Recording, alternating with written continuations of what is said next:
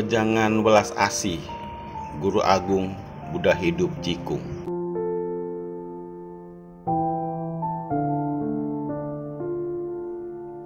Jangan hanya melihat sisi kekurangan orang lain, harus lebih memperhatikan geraknya niat pikiran diri sendiri.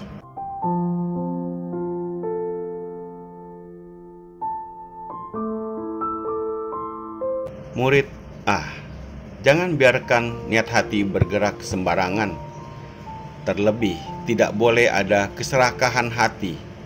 Harus memahami dan membina diri sesuai dengan hakikat kebenaran sejati. Tidak membina tahu perasaan manusiawi atau tahu manusia. Harus waspada akan iblis hati.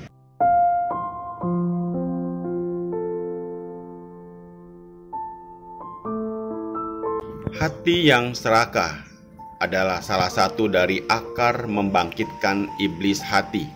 Maka dari itu, harus selalu mengendalikan niat pikiran.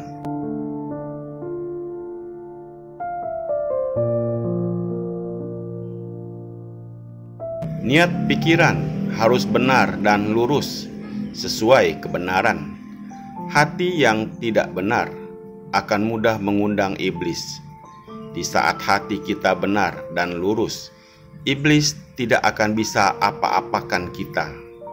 Maka dari itu, jangan selalu fokus melihat sisi kekurangan atau kesalahan orang lain saja.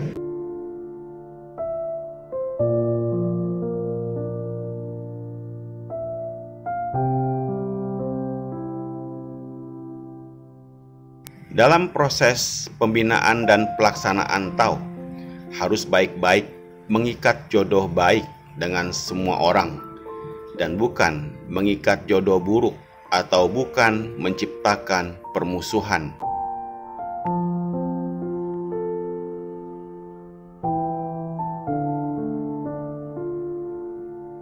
Jika hati kalian membangkitkan kebencian dan menyimpan dendam di hati, maka secara alamiah akan menciptakan dan mengikat sebab jodoh buruk dengan orang.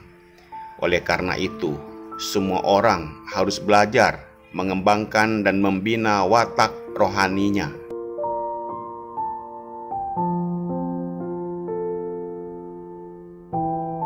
Yang seharusnya kalian takutkan bukanlah iblis, melainkan tergeraknya niat pikiran kita sendiri.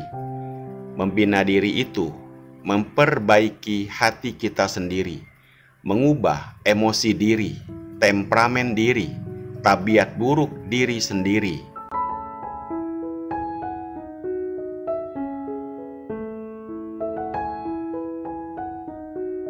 Dan setiap niat pikiran dan hati yang timbul itu semuanya bagaikan niat pikiran seorang Buddha. Jika hendak berpikir sesuatu, timbulkan segalanya niat yang tulus dan baik, bagaikan niat hati seorang bodhisatwa.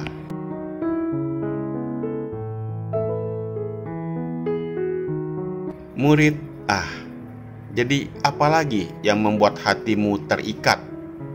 Apalagi yang membuatmu menyimpan dendam dan kebencian?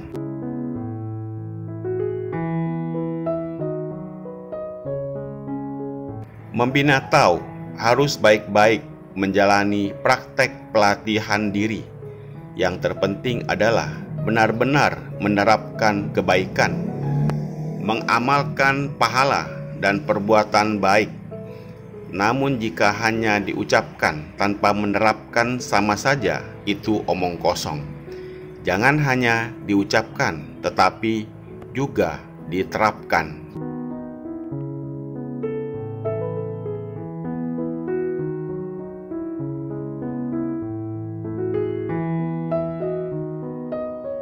Di saat kalian semua menemukan di mana ada sudut pandang dan pola pikir yang berbeda, apa yang harus diributkan?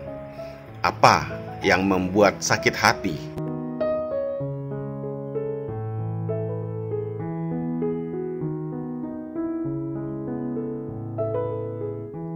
Andaikan kulit kita gatal, digaruk-garuk sebentar, ya sudah.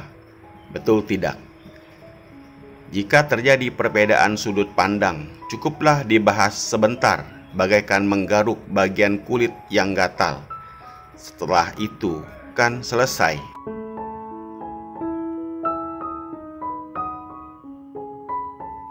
Begitu juga dalam pembahasan suatu hal, cukup dibahas seadanya, tanpa harus membentuk dendam dan kebencian.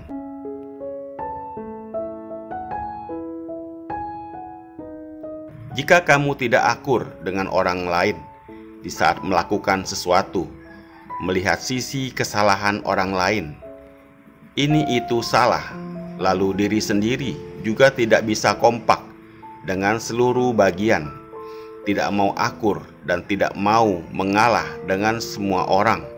Inilah yang namanya tidak sempurna.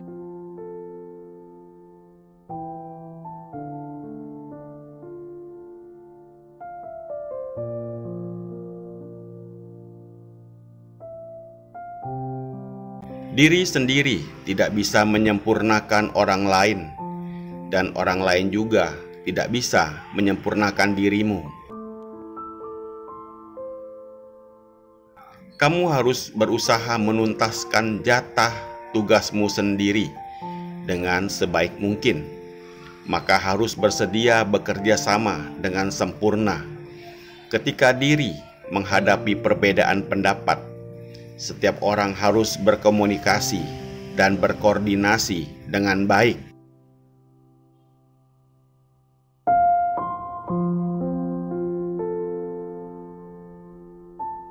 Dan jangan menyalahkan orang lain atas alasan pribadimu.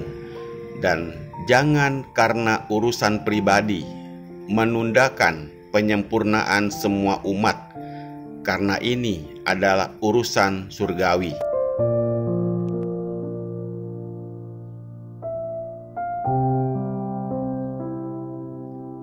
Jangan membawa masalah pribadi ke urusan surgawi, dan begitu juga sebaliknya, karena akan menghambat urusan surgawi. Ingat, kita tidak akan sanggup memikul dosa kesalahan ini.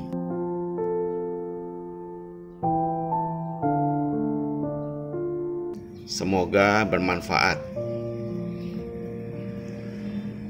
Terima kasih.